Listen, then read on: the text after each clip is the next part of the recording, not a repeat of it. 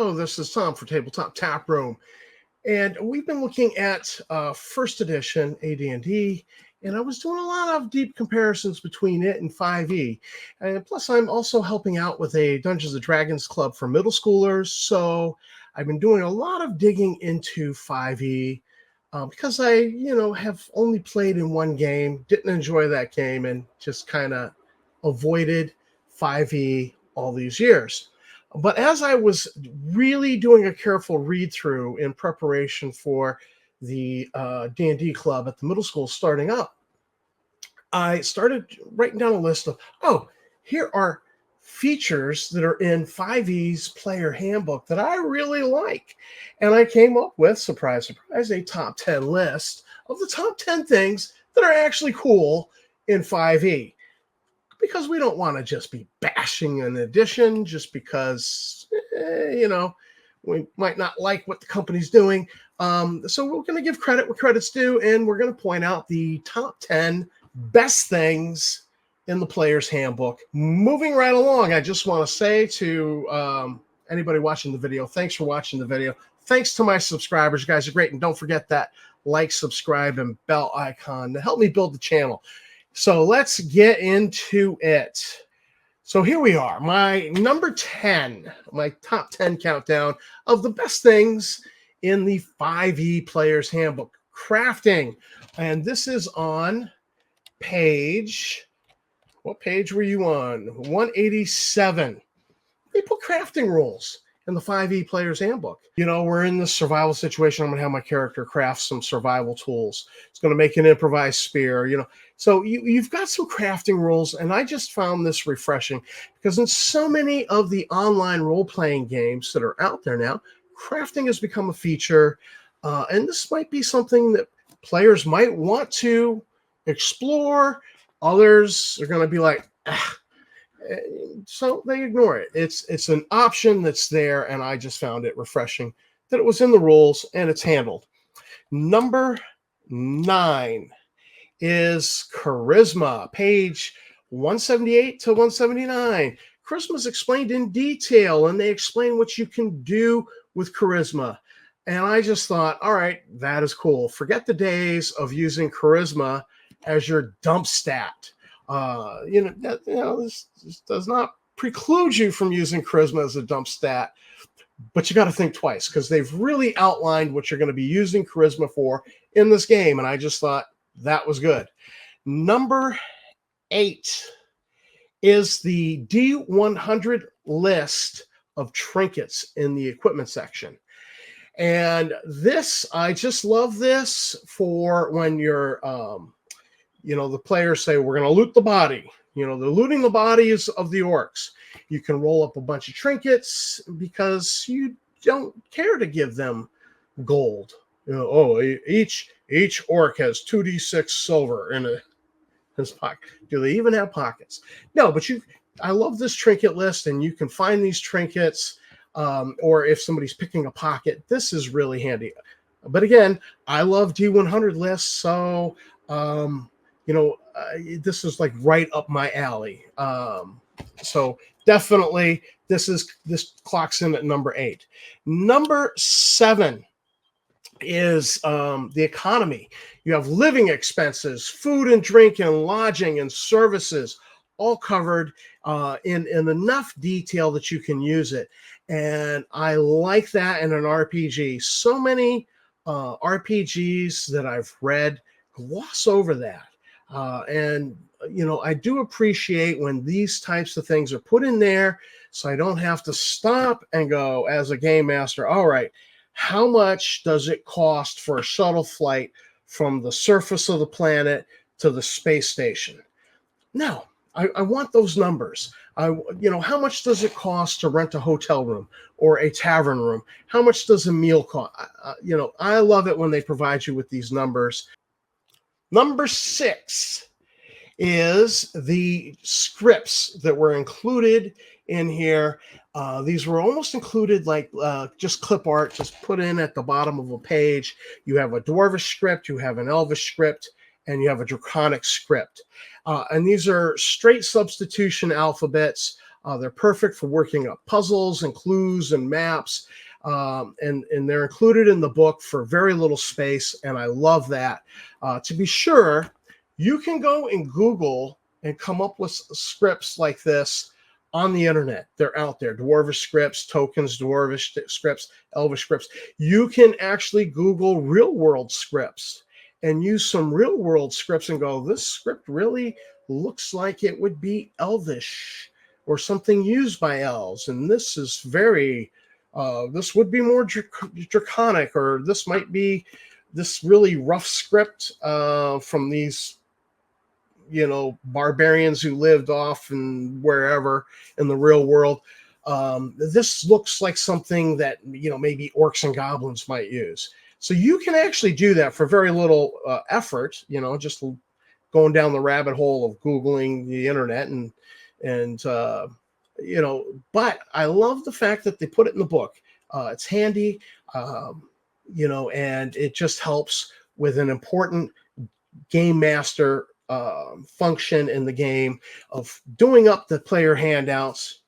Look, you want to know what that thing says? The script's in the player's handbook. Go figure it out. And if you don't, well, fine. I don't have to tell you.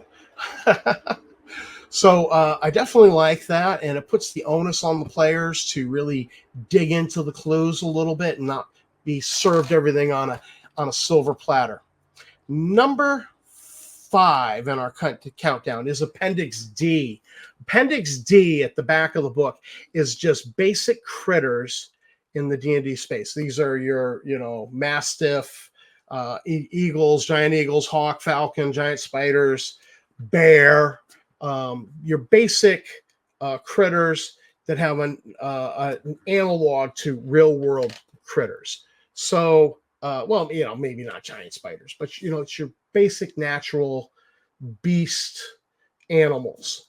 And I just found that I just thought that was handy, particularly if you don't have the Dungeon Master's Guide and you're just trying to work up an adventure. I just absolutely thought Appendix D was handy that they put that in there because it's very concise. You can see these stat blocks are very concise and easy to use. Number 4 is equipment. 5e, the 5e equipment section is a great feature. Equipment, the equipment list is broad and it's detailed, and the items get a description with their game feature or rules. For example, you're not left wondering what can the players use acid or ball bearings or caltrops for. The description explains the rules mechanic that you'll be using when they employ that.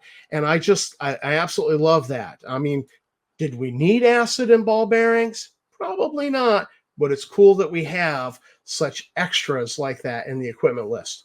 Also, they had equipment packs, and I absolutely love equipment packs. I didn't think it was something I would like, but once I started using them in some RPGs, I absolutely love it. You can just go, all right, this equipment pack for 100 gold pieces, done, and just copy it over. And because part of the problem sometimes with new players is they will agonize over their shopping trip. And what Equipment Packs does is it just cuts that down, and and it lets you jump right into the game. And so we're not wasting an hour and a half choosing equipment. And so Equipment Packs, this is a great feature. I love that it's in here. Also in the equipment section is Wealth by Class. Now, this game is so dedicated to leveling the playing field so that everyone is equal. It's nice to see something where all the classes are not necessarily equal. Now, so I definitely liked this feature as a fan of 1E when I saw this in here. Number 3 is the deities and demigods section. This is another appendix. And they just streamlined this. They have essentially condensed the old 1E deities, demigods, and heroes rulebook, which was a hardcover book. And, there was a whole chapter for each patron. It's just tables in here. In fact, look at this table for the Norse deities. Now, they've got Eberron, and they got all the other D&D settings, deities. But here, there's no stat block for these deities like there was in the Deities and Demigods book. And and that's important to me, because I remember reading in the letters to the editor in Dragon magazine, somebody was like, yeah, we've killed Thor and Odin and taken Thor's hammer and is there any other challenge for our characters?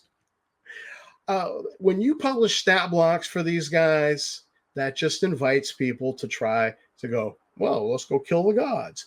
No, the gods should be a whole level above. They should be like a whole quantum feature going out of the realm of what the player characters can do. Now, admittedly, player characters in 5e are kind of superheroes, but the gods should be so far above them that it's like, yeah, it would be a joke for you to take on a god. So I love how they've treated the deities. They give you a nice table. It's enough information for you to kind of work with it. And I really appreciate that. No stat blocks, no going around killing off all the gods and taking their artifacts. Although I think there are stat blocks for, several of the demons, Orcus, for one, Amadeus or Osmodeus in the Nine Hells. Do exist, and those guys kind of qualify as a demigod or some sort of a deity, possibly. So sure, there's a little bit of that, but I really like how they treated this in the player's handbook with this appendix. Number two in our countdown is Appendix A.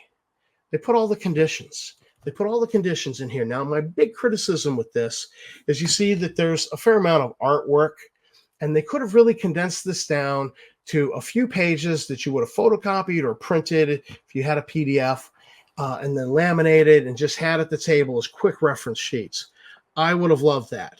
But nonetheless, having this Appendix A with all the conditions all pulled together, that is super handy, and I just thought that was a great feature. And my number one good feature in the 5e Player's Handbook is backgrounds. I love the background section. Not for the player characters. I love it as a game master, because all these backgrounds, urchin, noble, soldier, criminal, this one on screen is hermit. These work for NPCs. I can grab this and I can work up an NPC that is not necessarily going to fight the player characters. So I really don't need the stats, but I kind of need this information where you're getting things like their personality trait, their ideal, their bond, their flaw. And these are just really great for working up NPCs. This is such a handy tool for the busy game master that this is now on my radar to use this regardless of the edition of Dungeons and Dragons that I'm using. And if you just heard that noise, that was my dog deciding to jump up from his nap and run with his nails across the hardwood floor. I apologize for that. So, top 10 lists from Tabletop Tap Room of the best things in 5e Player's Handbook. Thanks for watching the video. If you disagree with me or you think I left something out, please leave a comment. Tabletop Tap Room signing out. Thanks for watching the video. Thanks to my subscribers. Don't forget that like, subscribe, bell icon, and keep on gaming.